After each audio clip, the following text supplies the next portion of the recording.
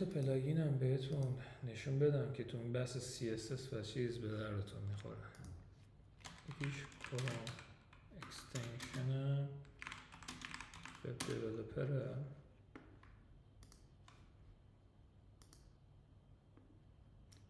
این اکستنشنه به چه دردتون میخوره؟ میتونید هر سایت در واقع HTML رو باهاش چیکار کنید؟ تحلیل کنید و مثلا حالت مختلفش رو ببینید. بذارید من نصب داشتمش یا پینش کنم مثلا همین سایت رو. میای با مثلا CSSش میگه همه استایلر از بین ببر. چی میگه؟ does not چرا؟ آها خود اکستنشنش کار نمیکنه، خود سایت کروم کار نمیکنه. این یه سایت دیگه هیچ CSSی نداره. دیدید؟ کامل این بهتون یه دیدی میده کار کردن با این ابزاره. مثلا میگه که هرچی لینک استایل بیا از بین ببر، یا مثلا میگه بیا این لاین استایل رو از بین ببر. چه چیزایی به هم میریزه. اینا یه دیدی بهتون میده که تو سایت واقعی ببینید چه اتفاقایی داره. مثلا میگه ایمیج رو بیا همه ایمیج رو در واقع چیز کن، دیزیبل کن. بعد مثلا میگه دایمنشن ها رو پاک کن. میگه وقتی به عکس دایمنشن ندیم اینجوری به هم میریزه. و کار کردن با این ابزاره خیلی میتونه بهتون در واقع دید بده. چند تا کارشو مثلا انجام بدم. سایز ویندو مثلا میگه سایز ویندوز رو عوض کن، ویندو کروم عوض کن که ببینم چه اتفاقی میفته. این سایتیه که بسته اینه واسه من.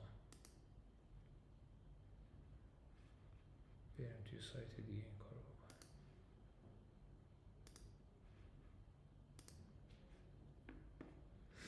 اون چیزشو واسه ما بسته بود، ویو آی فریمشو. الان میبینید به ما خیلی راحت سایتی که طراحی کردین به ما میگه تو موبایل چه شکلی میشه، توی موبایل لندسکیپ چه جوری میشه.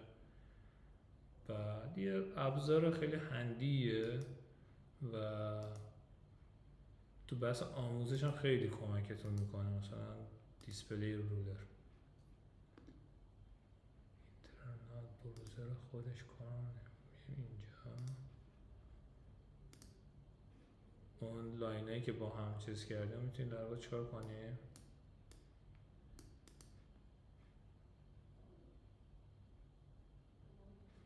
بعد دیگه چیکار میخوایم؟ میتونید باشه یه رولر داشته باشه. پس سایزش رو میبینید خیلی راحت به ما میده.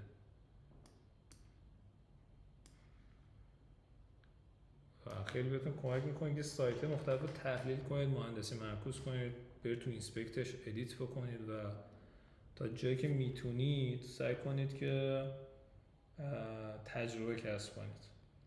سایت ایوارز که واقعا سایت خیلی خیلی خوبیه، یعنی حتما توصیه میکنم توش بچرخید، نمونه کارا رو ببینید. سایتی که برنده حالا جایزه طراحی شدن یا طراحا و دیزاینرها اینجا، یعنی خیلی دیزاین کول و خفن رو میتونید اینجا ببینید و واقعا ایده بگیرید.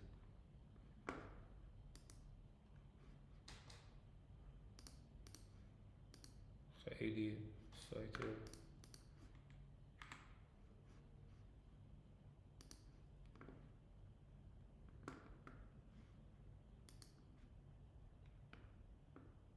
کول و باحالیه.